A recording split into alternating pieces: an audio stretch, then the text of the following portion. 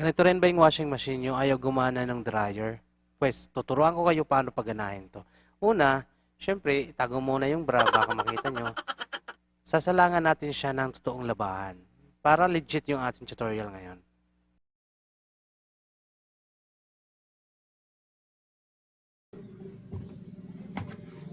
So, ayan, puno na. Takpan lang natin.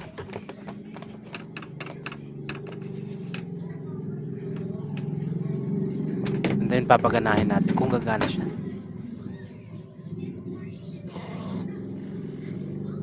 Okay. So, at this moment, kung gagana yung dryer natin, iikot yan eh. Tingnan natin. So, nang binuksan natin, hindi siya umikot. Diba? Usually, yung dryer, kapag binuksan natin, hindi yan hihinto agad eh. So, umiikot pa yan. So, ngayon, kahit nakabukas yung dryer, hindi talaga siya umiikot. Usually, yung ikot ng dryer papunta sa kaliwa. Diba? Ganyan. Pakaliwa. Gagawin natin, pipihitin natin siya pakanan.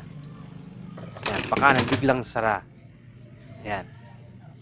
So, aantayin muna natin siya mga ilang segundo.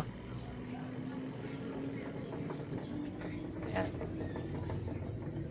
Yan. Antayin natin. Pag nanginig, so ibig sabihin, lalabas na yung tubig. Ibig sabihin, gumagana na siya. Antay lang natin ng mga ilang segundo. Ayan, di ba lumabas na? So, ibig sabihin, gumagana na yung dryer natin. So, yun lang. Sana natutunan nyo yung tutorial natin ngayon. Bye-bye!